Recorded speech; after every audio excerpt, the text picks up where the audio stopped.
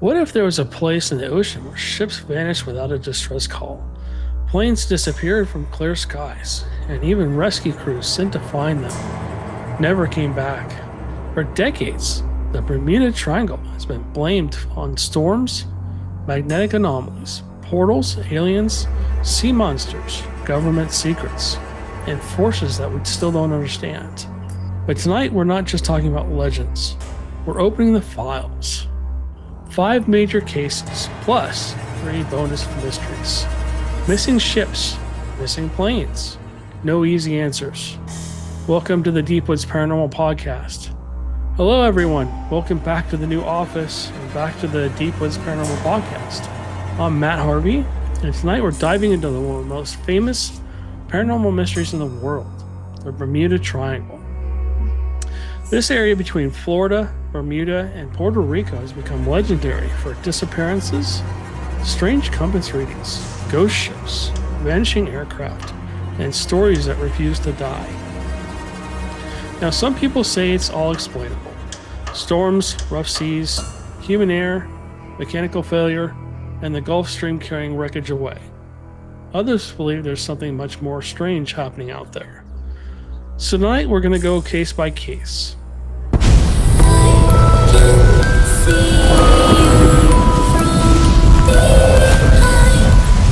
All right, case file number 1, the disappearance that made the Bermuda Triangle famous. Flight 19, the Lost Navy Squadron. This happened on December 5th, 1945. 5 U.S. Navy TBM Avengers, torpedo bombers, and 14 airmen disappeared.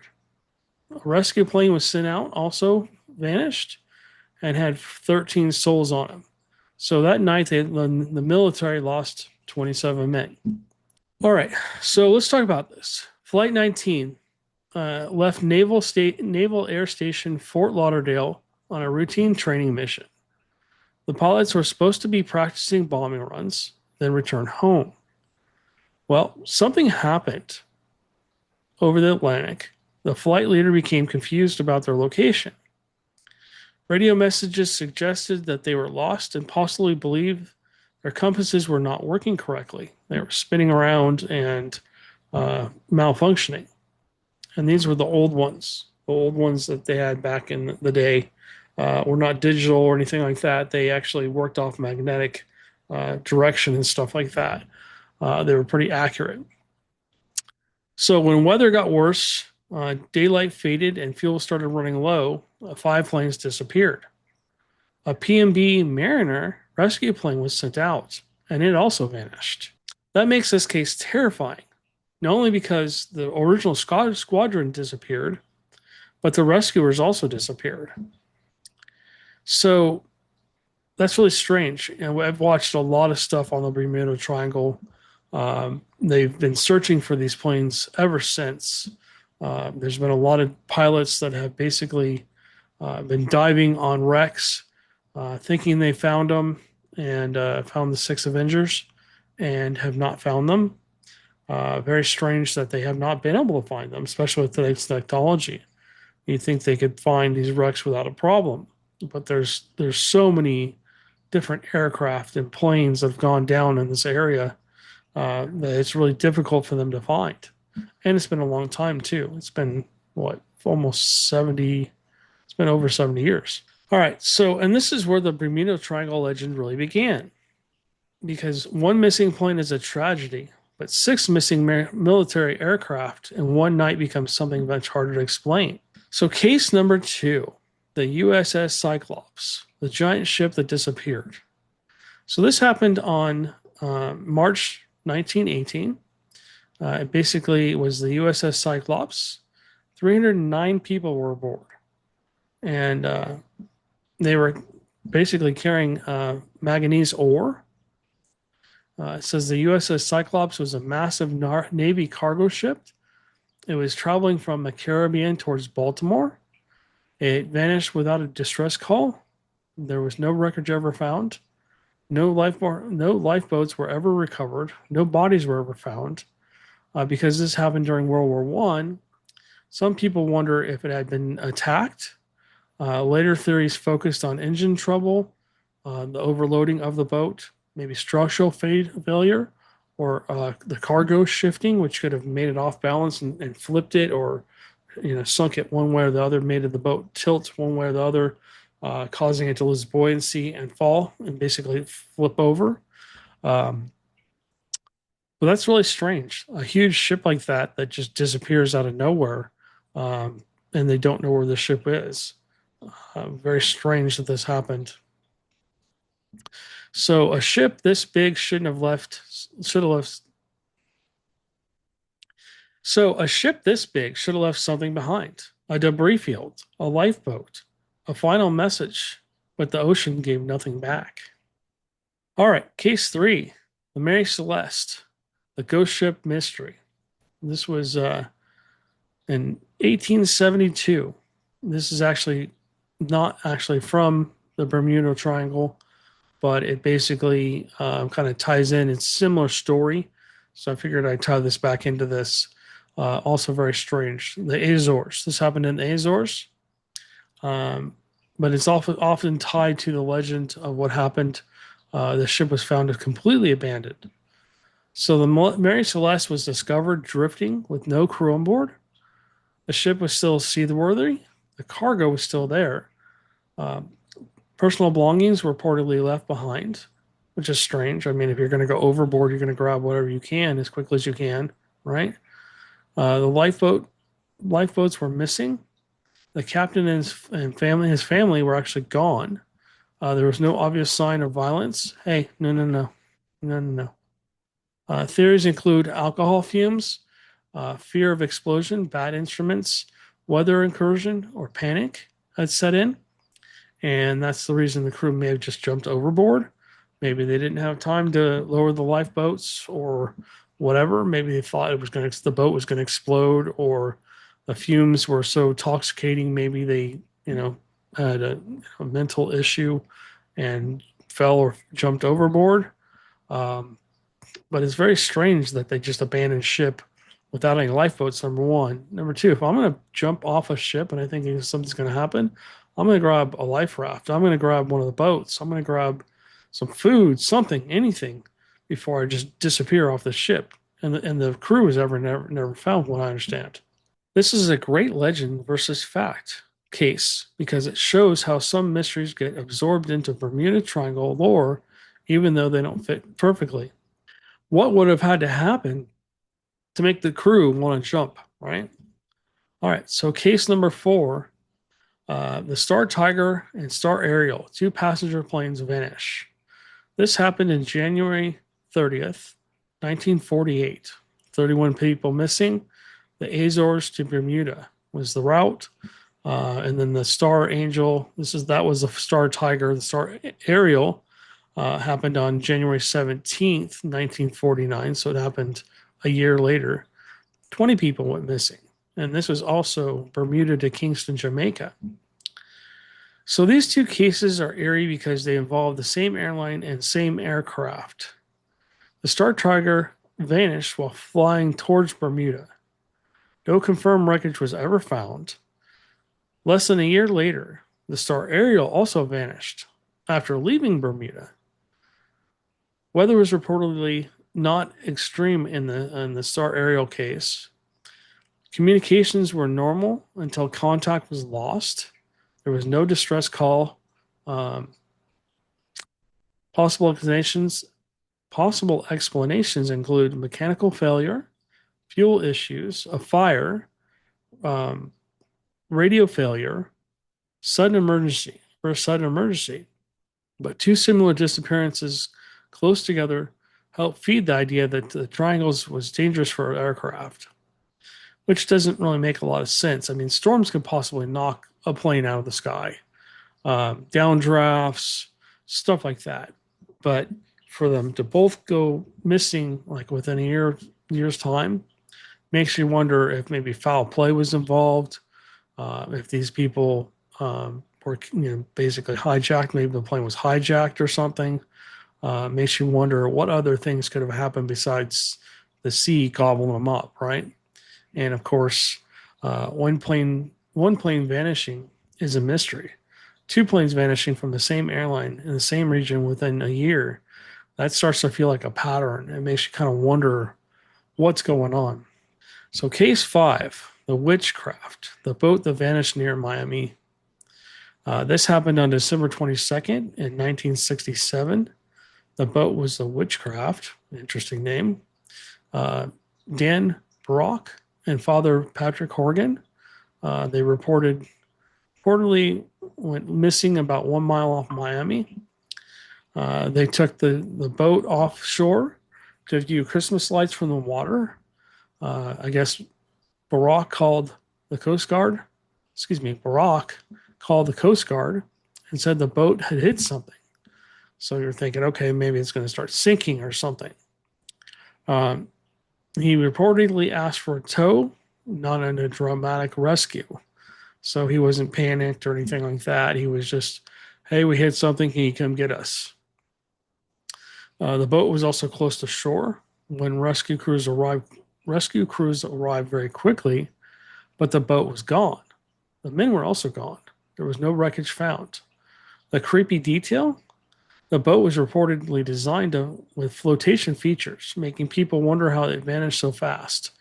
So essentially, they had some kind of extra floating material in there, some extra foam or something in the boat that made it so it would not sink so easily.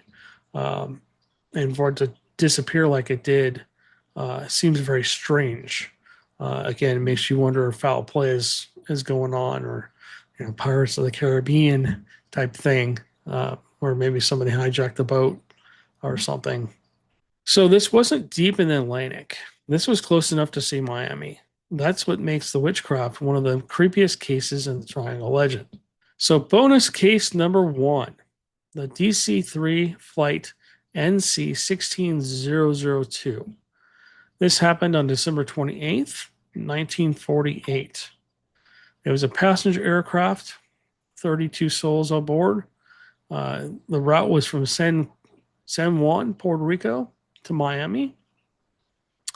The plane was approaching Miami when it disappeared. It was close to its destination. There was no confirmed wreckage found.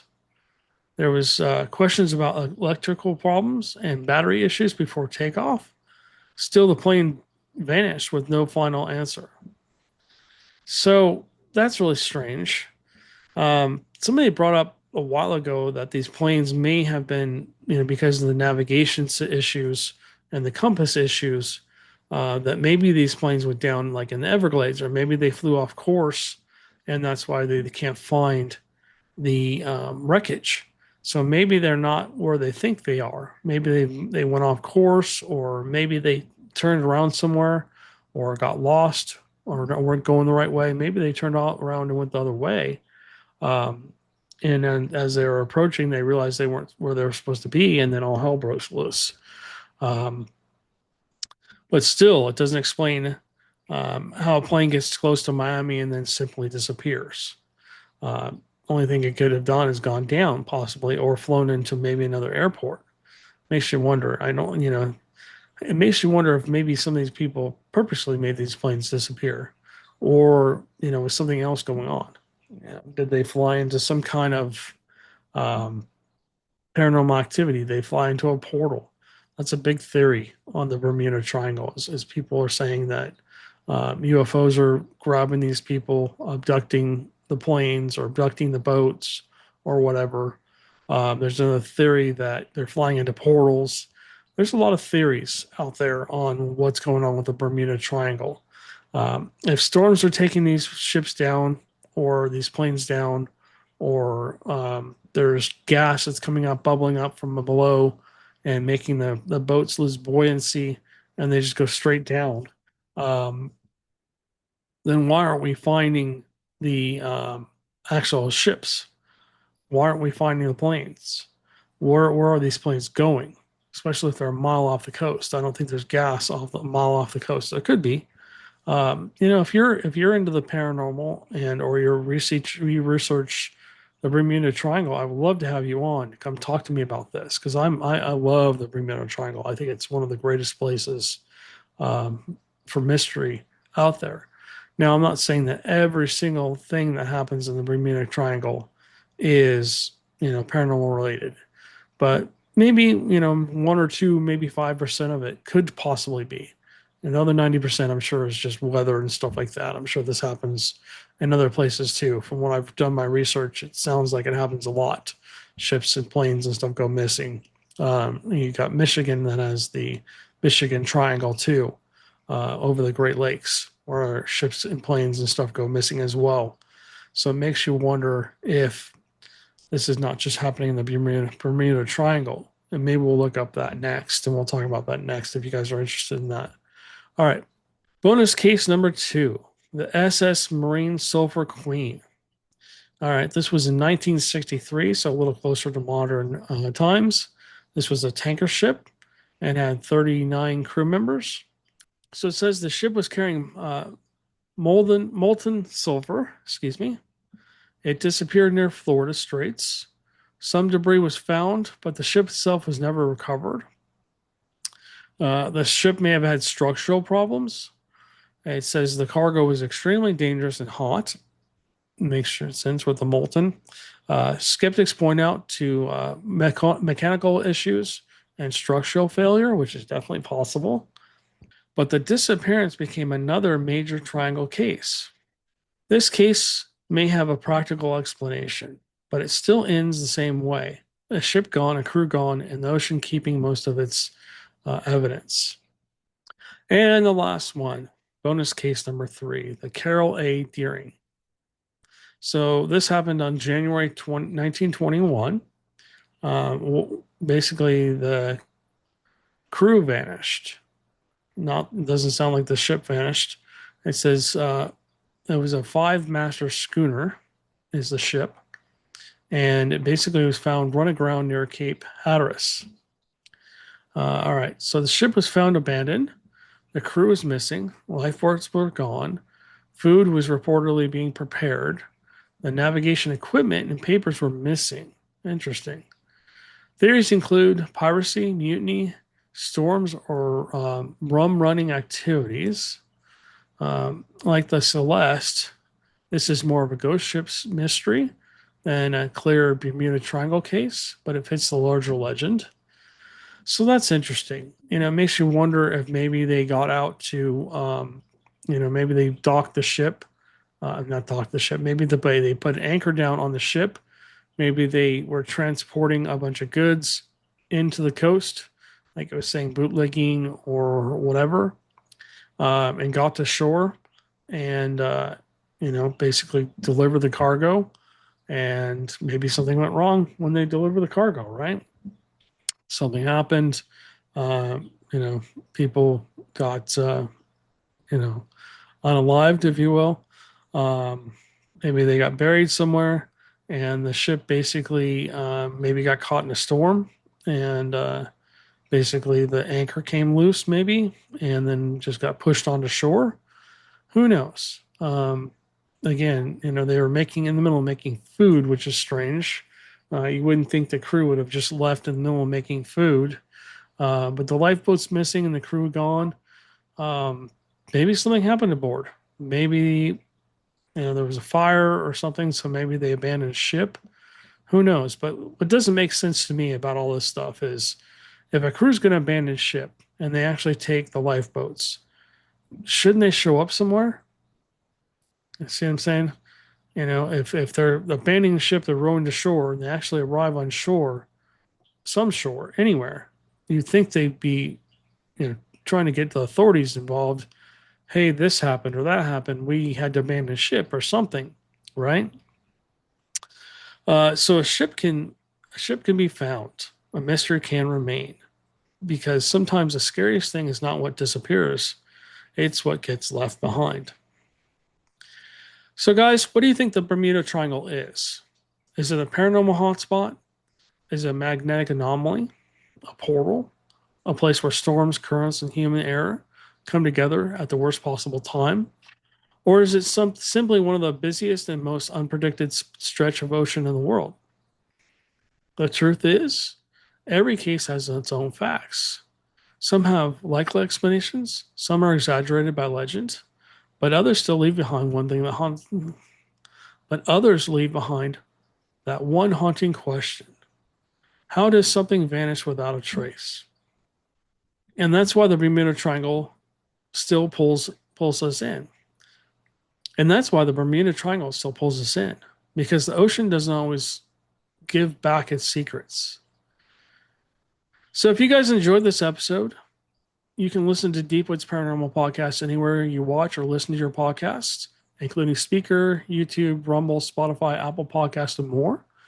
Do me a favor and please like, subscribe, and comment below. Let us know if you, like I said before, if you research the Bermuda Triangle or areas like it. What stories have you guys heard? Do you guys know of a famous case that we didn't talk about tonight? Let us know,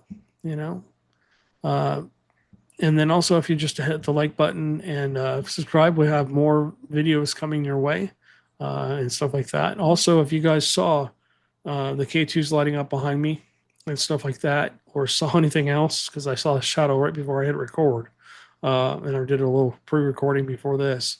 The kids are pretty active tonight since we changed this all out.